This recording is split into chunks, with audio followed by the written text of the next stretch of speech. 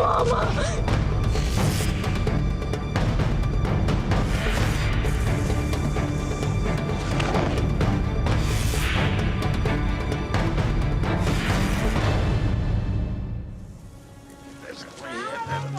Yeah, they're all done. Don't talk with food in your mouth, honey. Shelly, her 2 children, and new boyfriend Roger are enjoying an afternoon out in the Arizona desert. My kids both have been raised in the outdoors. Tiffany was attending school, and Michaela had just started kindergarten. Didn't know I was a dancer, did you? This is an extra special trip.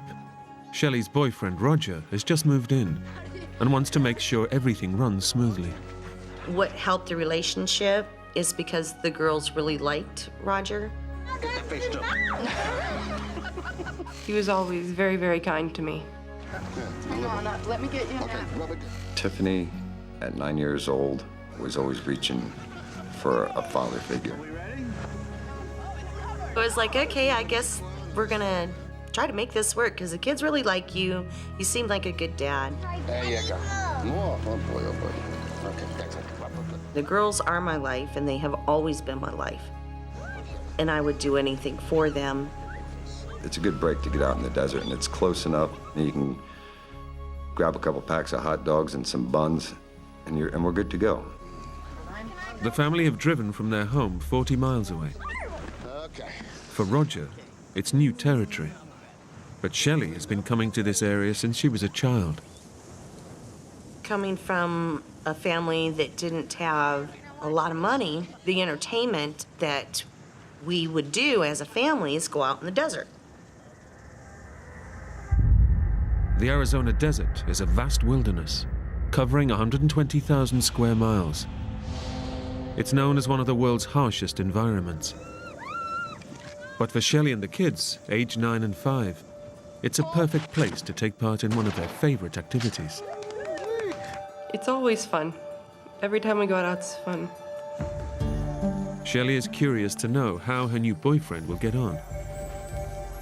Roger was the kind of guy that worked in an office, in air conditioning. And if things needed done at his house, he would have somebody come over and do it. Pull.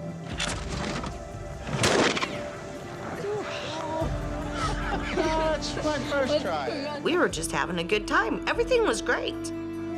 The day's gone well, but by 4 o'clock, Shelly wants to make sure they get home before dark. At night, the desert becomes a sinister place. You don't know who you're gonna run into. There's a lot of illegal trafficking. Shelly's worried about dangers from the nearby Mexican border. Violent gangs patrol the area, threatening anyone in their way. They'll try to run you off the road, or they'll just run right into you. But the dangers of the night are far from everyone's mind as they make the 1-hour trip back home. And the kids are talking, we're laughing and giggling. Shelly's made the journey many times before. Shelly knew that desert better than most anybody else that I know. I, on the other hand, I'm from New Jersey. Today, the family had their picnic somewhere new. Though Shelly knows the desert well, half an hour into their journey home, the landscape looks unfamiliar. I could tell with the weed growth that it wasn't a well-used path. And I remember this road should be well-used. Even though she's losing her bearings, Shelly hopes she'll pick up the trail. But I thought, well, we'll just go up this road, see if it leads to a main road that I'm used to. But the road becomes more uneven, and it seems they're going further off the beaten track. We went along till I came to a dry riverbed. Take a look. And the sides of it were pretty steep.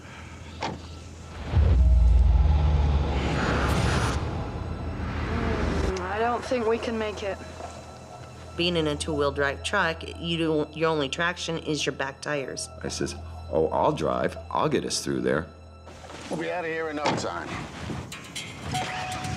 Hoping he can save the day, Roger takes over.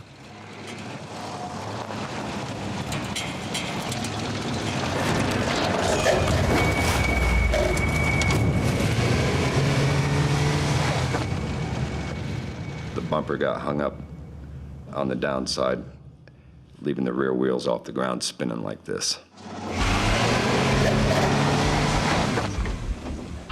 The family truck is ill-equipped for this type of terrain and is now totally stuck in the sand. Girls, get out. Roger has a plan to get them out of trouble. We gotta get some sticks and stones, put them under that wheel, and maybe we'll get some traction and get out of here. I didn't really know what was going on at first. I figured they can get it out. We tried putting more rocks up under the wheels because, keep in mind, the wheels were this high off the ground because the truck was sitting like this. We didn't have shovels, of course. We're just going out to go shooting, right? No,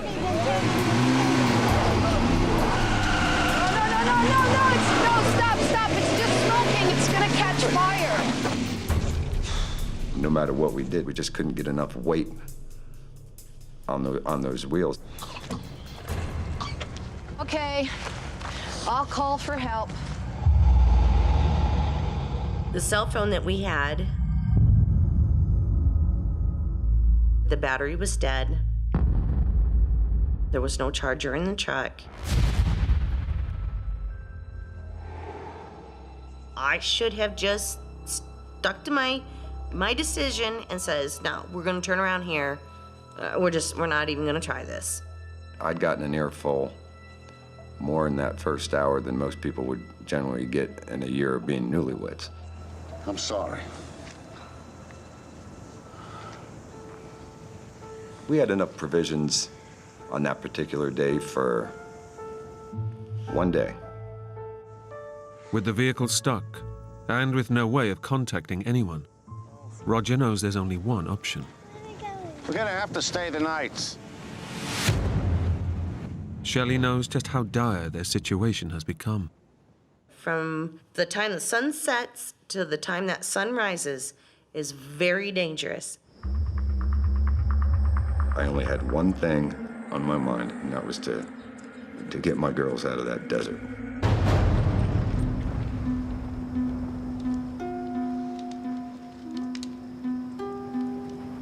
I don't really remember anybody falling asleep that night. Armed with their skeet shooting gun, Shelly and Roger stay awake in the fear of lawless gangs of human smugglers from the Mexican border. Them themselves have no regard for human life, and it don't even matter who it is. It was just praying to God that the girls would be all right and they wouldn't get hurt or worse.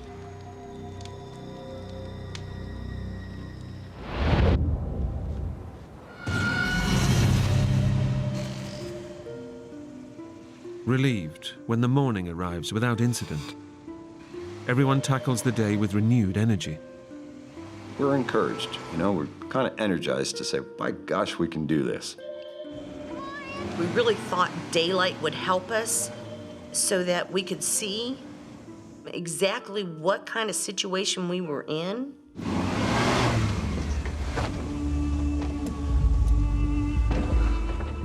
With the truck still stuck fast, Roger knows he's got to come up with something to get his new family home to safety. Why don't you go play with Tiffany for a moment? My brain started saying, Roger, you better think of something. There was that truck we passed a while back. It may have a jack. There was a Bronco that we had passed. The rims were gone.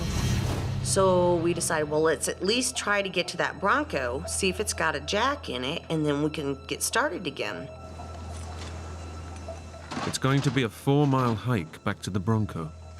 And with only 2 small bottles of water, they risk serious dehydration in the ferocious heat. Are you sure? I know you're told to stay with the vehicle, and I'm thinking the vehicle has AC.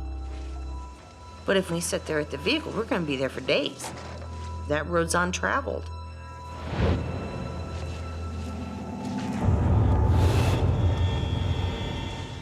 Even at 7 in the morning, The sun is wearing them down. We knew it was going to be hot, real hot. Not what most people in civilized countries are used to. Not your 85, 90 degrees. Try between 115 and 118 degrees. It's particularly tough on the kids. Their lower body weight means they get dehydrated quicker. I want some water now. Oh, honey. Oh, every 20 feet, everybody's sipping water. And I'm noticing that there's only one small sports drink bottle left. Hey, take it easy, Tiff. We gotta make it last.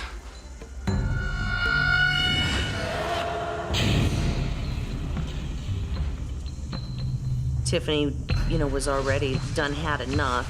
And I says, well, let's just get to the Bronco. We'll find the jack and we'll get out of here. Here goes. We're here. The combination of extreme heat and having to stop for the kids means it takes them 5 hours to walk just 4 miles to the Bronco. Okay? You just have a nice long rest. Roger will find the tool. We started going through everything. Lifting everything up, thinking there's got to be jack in here. Damn it! Anything? Nope. When there wasn't a jack, I think everybody was like, what are we gonna do? Roger, Shelly, and the 2 girls are now in serious trouble. How much water do we have? We had like 3 inches of water in that Gatorade bottle. With almost no water, Roger knows if he's to get his new family out of trouble, he needs to take drastic action. You stay with them, and I'll go get help. Y'all need to stay in the shade and just count on the fact that I'm gonna get back here, because I knew I could make a lot quicker time by myself. It was the right decision. I'm gonna go get us some help, and Leaving is hard, before you know it, I promise. but they're miles from civilization, and he fears the kids won't be able to keep going. I love you, girls.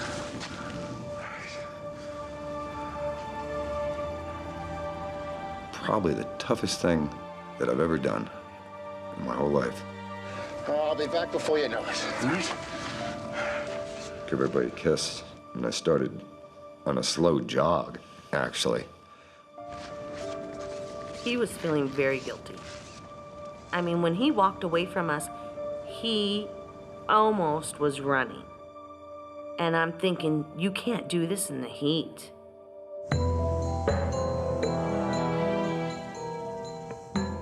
Roger's best chance of help is to find a main road, but he has no idea where he's going. And after just half an hour, he's feeling the effects of the 118-degree heat. It was not so bad at first, but boy, then you realize that you'd better not be breathing through your mouth anymore, because with every breath of that hot air that you're taking in, you're losing that much moisture in your mouth.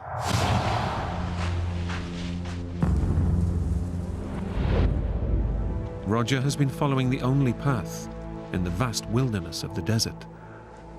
Now, as he stumbles to a junction, he's faced with a choice. One way leads out, the other takes him deeper into the desert. There's not much tire tracks. I'm thinking to myself, this definitely is not the way out.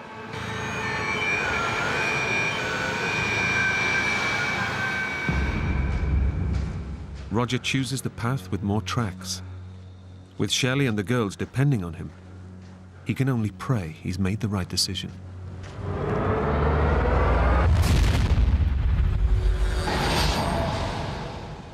As Shelly waits for Roger with her kids, she fears for their survival. I want some water. I want to go home.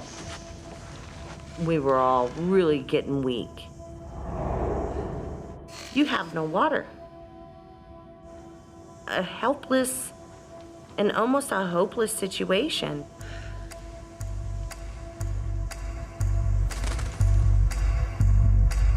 They've pinned all their hopes on Roger. But 3 miles down the road, he is totally lost.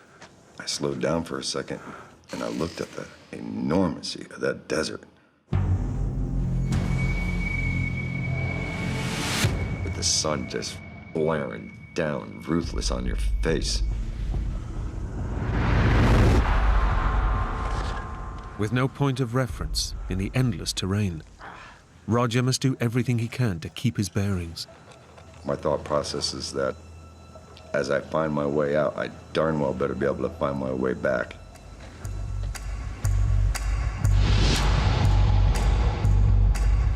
By mid-afternoon, with no sign of Roger, Shelly starts to feel desperate. Maybe we should go. What if he comes back, Mama? We discussed it, because me and my mom are both stubborn.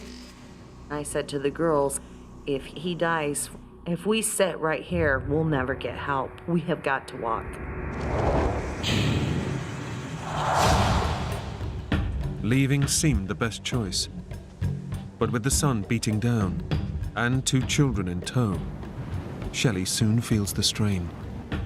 Even though you're raised in Arizona and they say that your blood's thinner, a body's still a body. You still get hot.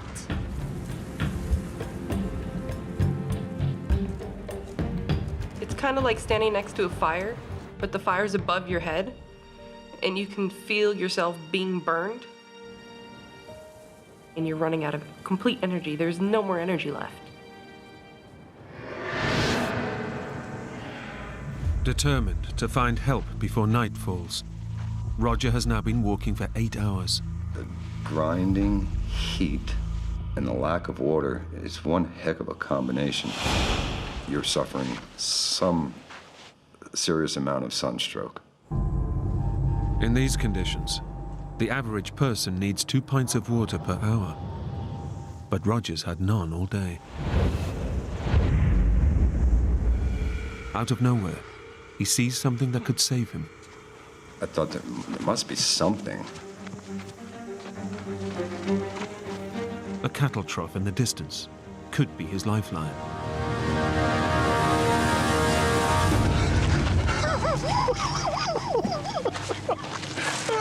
I got mad and started picking up rocks and throwing it at the water trough and kicking it and cursing, and that's when I realized that things were not going to get better in a quick hurry here.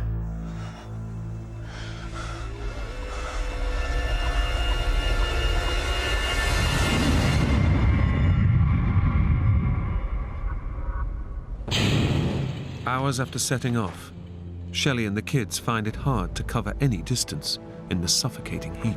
Let's go and sit, have a rest. Until now, there's been no sign of Roger. I had noticed Roger had started putting cans and bottles and stuff in the trees. Now they arrive at the same junction Roger passed earlier. But unlike him, Shelly recognizes the landscape. And I'm like, I know these mountains. If we go straight over those mountains, then home's right over that mountain. Shelly realizes that Roger has taken the wrong road, the one that leads deeper into the desert. She doesn't know what to do. Home's that way. But he went to the right, and if he finds help, he's gonna come back the way he walked. Shelly must decide if her kids will survive the trip over the mountains, or whether Roger will find help first. Come on. Come on. She gambles on Roger, in the hope he succeeds. Our options were not good options. We didn't have a good option in there. As the afternoon draws on, they become more dehydrated. Without water, the body can't flush out poisons or regulate temperature, causing weakness, headaches, and delirium. My head was hurting, and it just hurt to walk. I was so thirsty, my tongue was sticking to the top of my mouth, and I would do anything for water. The thirst, you get so thirsty. If you could have anything in the world, what do you want? A big glass of ice water.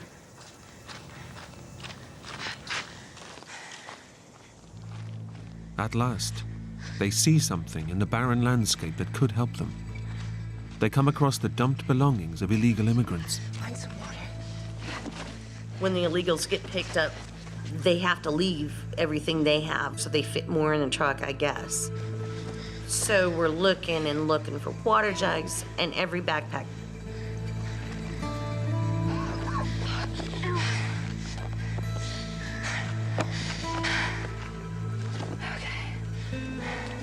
Do you think all these people died out here, Mama? Oh, of course not, honey.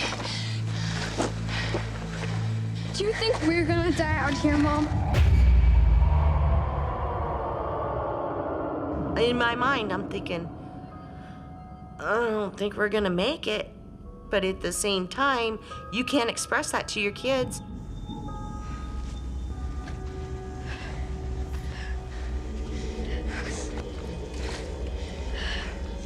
Nothing. To be so close to something that you really are in desperate need of, it's just horrible.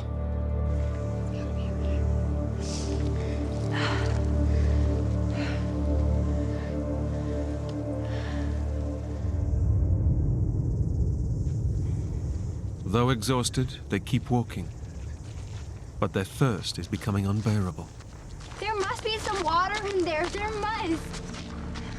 Hours after Roger, they come to the same cattle trough that he passed earlier.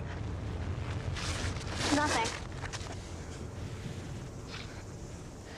Just have a little rest.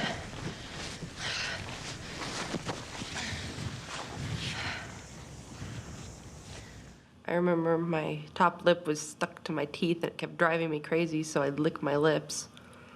That didn't even work. What about the cactus? Tiffany had suggested that in her class she learned that the roots of cactus hold more water than the actual cactus.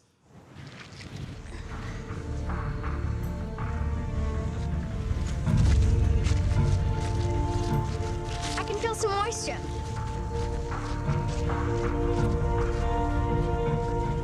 Oh, I don't think so. And you do have moisture underground. But for liquid, no. Though the cactus roots are dry, it gives Shelly a flash of inspiration. I have an idea. I have always heard cactuses hold a lot of water. If I shoot it, I could probably get some liquid out of it and put in this empty Gatorade bottle. Sit back.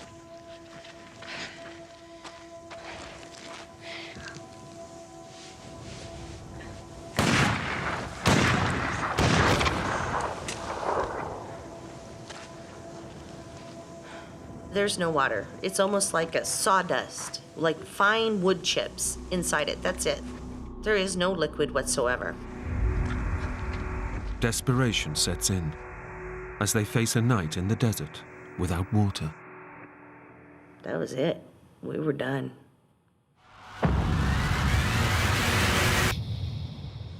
Roger knows how dangerous the desert is at night. As the day ends, he can only pray for Shelly and the girls. I was having a one-sided conversation with Shelly. Shelly, I'm so sorry. Telling her that I love her and telling the kids that I love them and that they just need to hang on and believe in me and that I wouldn't let them down. You know? And just praying to God that they were still alive. Shelly and the kids are facing their second night in the wilderness. I mean, you're tired. You got dehydration working against you. You've got that you've been up since the night before, and now you're up another night with no sleep. Come on, on, girls. We're gonna walk. Weak as they are, they need to make the most of the cooler night temperature of 85 degrees. If we didn't make as much progress as we could that night, come the next morning, we weren't making it through the next day. Okay, we'll take a walk, and then we'll rest a bit, okay? As they ready themselves to go, the silence of the desert is broken. Tiffany goes, Mom, Shh, it's a car.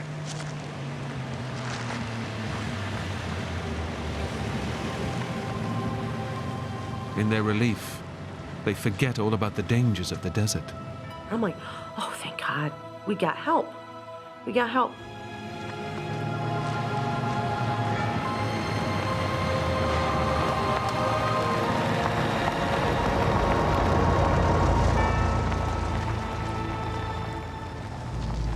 Why didn't it stop?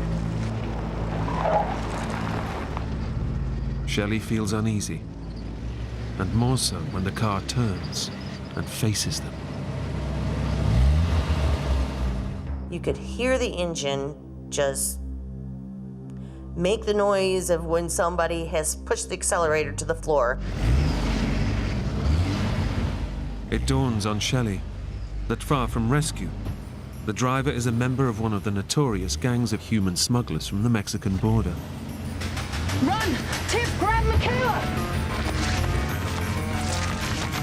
I don't know where this energy came from. I was just running for my life. There was no other thoughts, just, I'm getting out of here. I guarantee you, if you're gonna kill my kids, I will shoot you.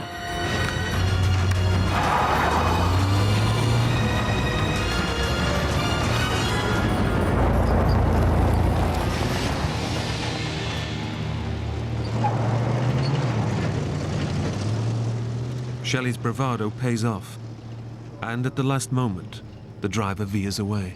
That person did try to kill us. Why did he try and run us over? Come here. No, don't cry. All these things out there that could have attacked us, the mountain lions, rattlesnakes, and the only thing that messed with us was our own race. Not the wildlife, the human race.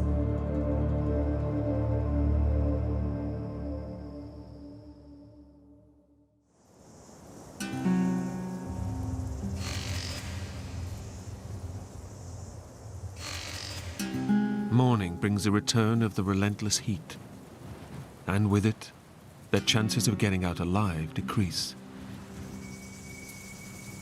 I knew we would not make it through the second day. I already knew that. Their only hope of survival now is Roger. But he's struggling as he tries anything to quench his thirst.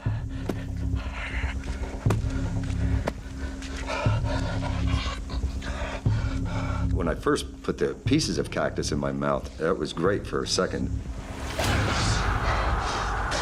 Then realizing when the moisture goes away from what's in your mouth, it turns to like a sawdust.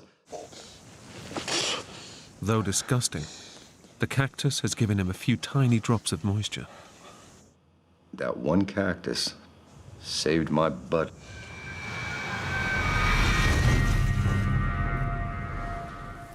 It's been 24 hours now since the girls have had any water, and they too are desperate. We've kind of lost our mind at this point. We're way dehydrated. Mama, can I tell you something weird? What? In our science class, we were told that you can drink your own pee. Really?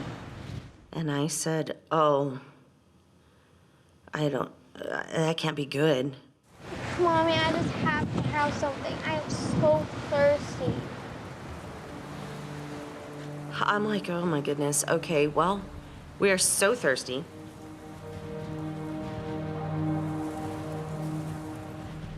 So I end up peeing in this Gatorade jug. They badly need to take on liquids.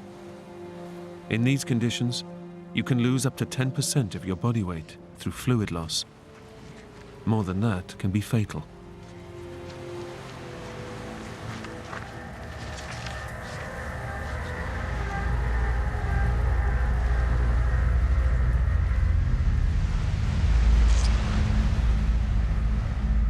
Yeah, I will never forget the taste. It's absolutely disgusting.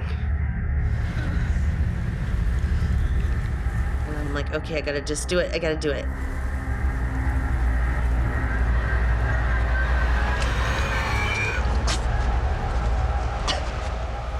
And then I made Michaela.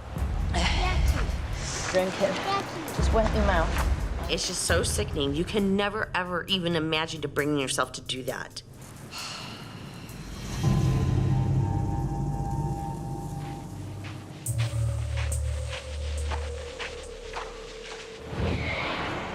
You can almost feel the weight pushing your body into the dirt and the sand. And I wouldn't let him down. I had already let him down enough. With no sign of help, Shelly makes a last attempt to get attention by starting a fire. And the sun's getting higher and higher. I'm thinking, where in the world is Roger? He couldn't have made it. I told you I'd come back, girls. Roger? What? At last, it seems their prayers are answered. Roger's here. I heard him. Really, Mama? Where? Yeah. Roger! We're here! Roger! Roger! Roger!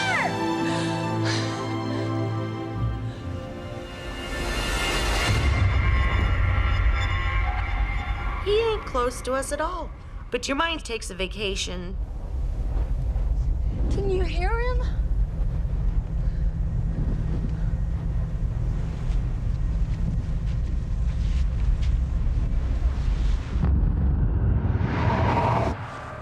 Roger, too, is showing symptoms of advanced dehydration.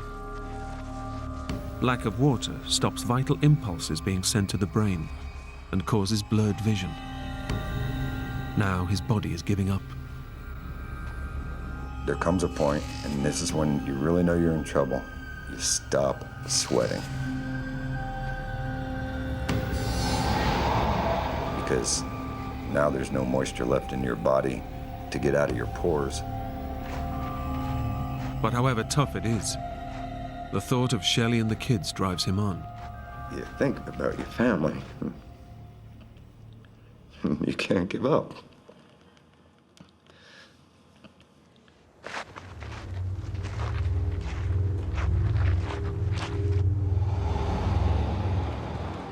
At last, Roger's determination seems to have paid off. I saw a vehicle coming right towards me. I knew that at that time of day, that was not going to be a human smuggler. I knew that.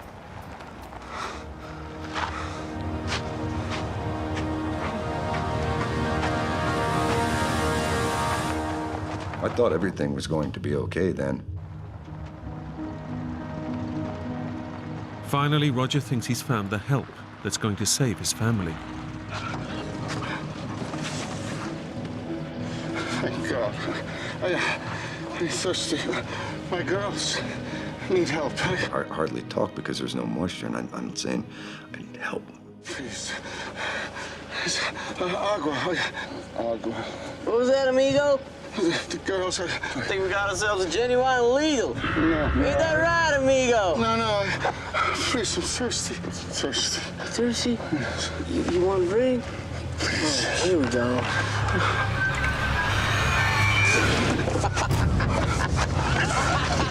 See you later, amigo! Roger's appearance has changed so drastically that he's mistaken for an illegal immigrant. The most helpless feeling a person could ever have in their life. And I'm like, what else? What else could happen? I knew that Shelly and those kids were running on empty out there.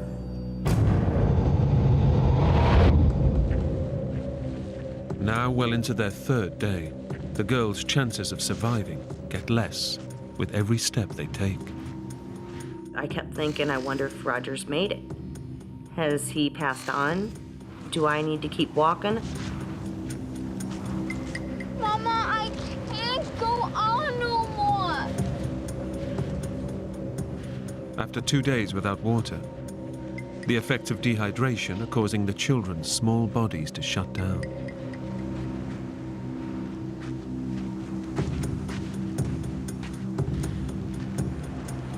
Mama, just shoot me. Please shoot me, Mama. I really didn't want to live anymore because it was painful. Honey. As soon as she said that, I mean, my heart just sunk.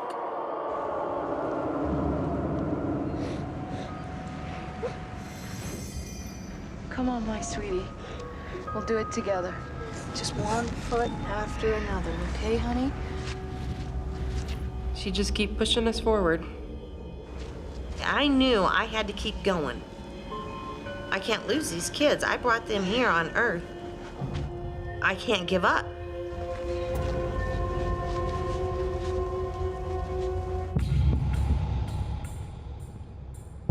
It's taken Roger 2 days to walk just 13 miles in the suffocating heat. Now he's losing his own battle for survival. I didn't have anything left in my tank, mentally, I think, at that point.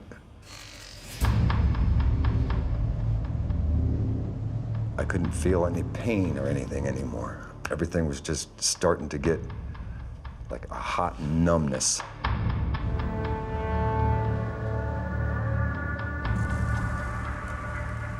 As Roger gives up all hope, yet again he sees something on the horizon.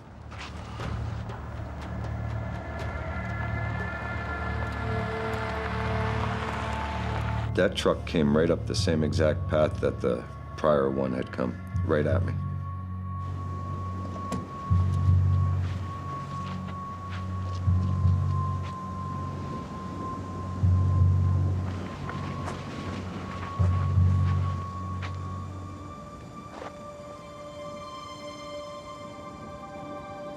Roger?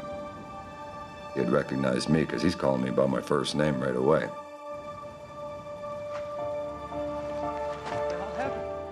Against all odds, the driver knows Roger. And I realized that he's one of my customers from work. It was pretty cool. But very emotional.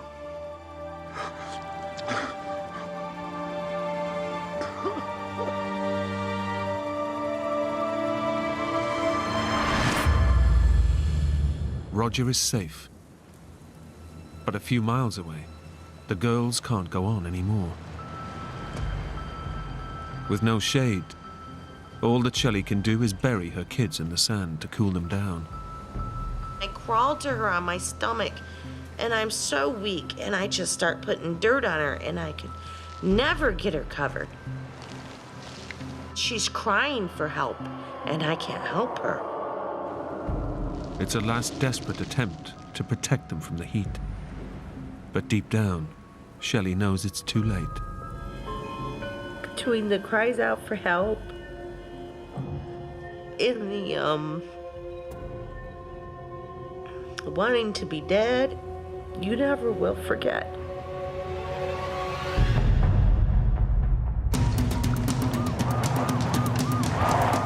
When the rescue services arrive, there's still only one thing on Roger's mind. Sir?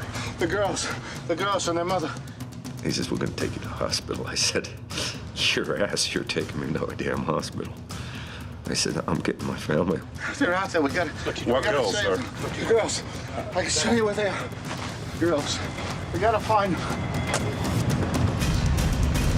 Can't you go any faster? They drive for hours, but there's no sign of Shelly and the girls in the vast wilderness. I thought their chances were, at that point, probably 50-50 at the best.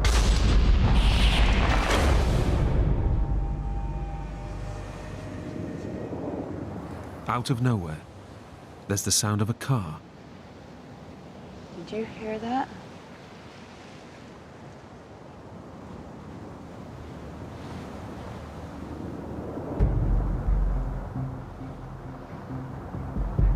and I start crawling on my hands and knees.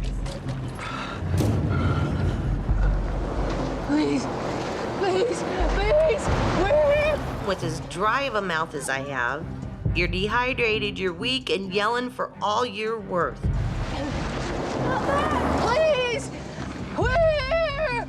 Well, they kept on going. They never looked in the rearview mirror.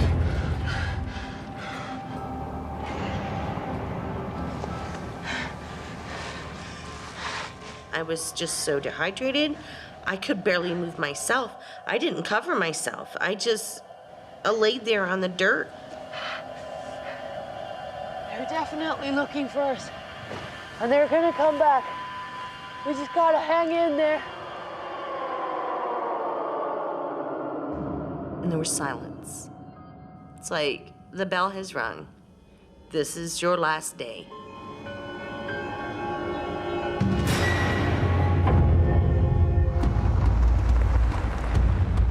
Roger's beginning to lose hope that he'll find the girls alive. Is this all right? I didn't know anymore if it was going to be a rescue situation, and pray like heck that it's not going to be a recovery situation. There, that could be them.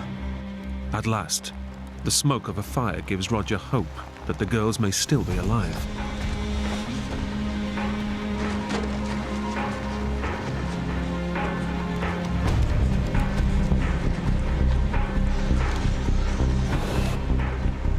There, that's their footprints.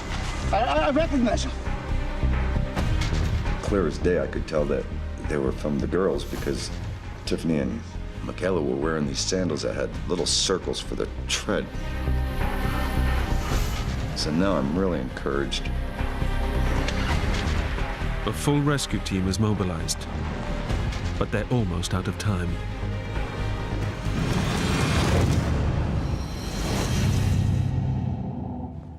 Shelly can do nothing except watch her children die.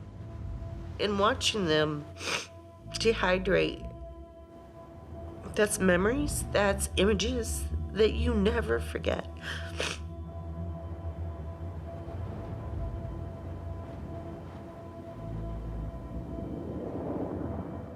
Just as she's given up all hope, she hears a vehicle.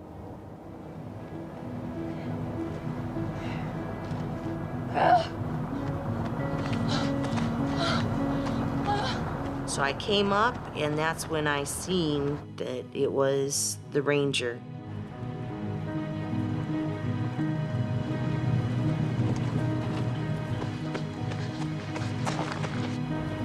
We got help!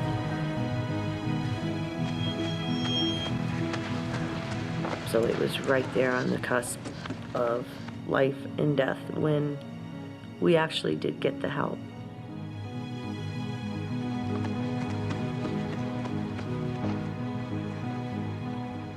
It was like having the weight of the world taken off your shoulders. Because I didn't have to fight no more. Oh, my girls. I gotta get them. My girls. But the family's ordeal is far from over. Michaela? Michaela! It freaked me out. Mama! Mama! Mama! I ran up the hill. I had no energy, but I ran up the hill. Mama! Mama, she's not moving!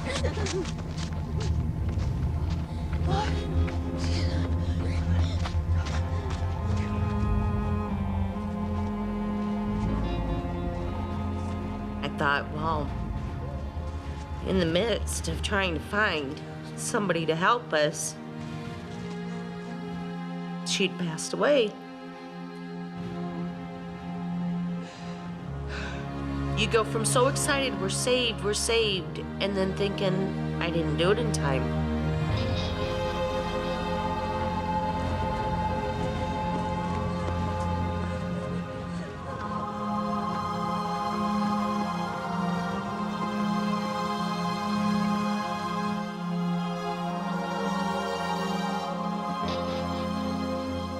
They kept trying to wake her up.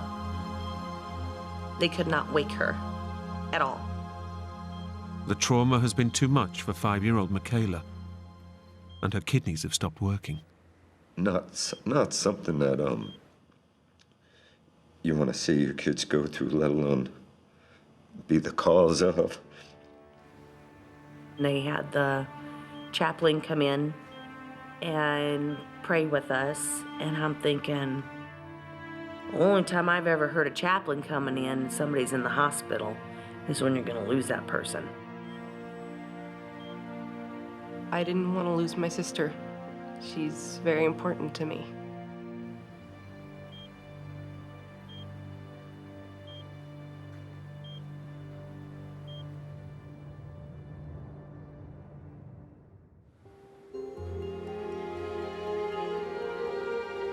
I woke up and I looked down at my arm and I had an IV in my arm. And I remember looking to the side of me and seeing my mom. I was so happy that everybody was alive. They say a human can only last out in that desert 8 hours without water. Now, we lasted a lot longer than that. And a lot of that comes from my love for them. And the pure drive to survive.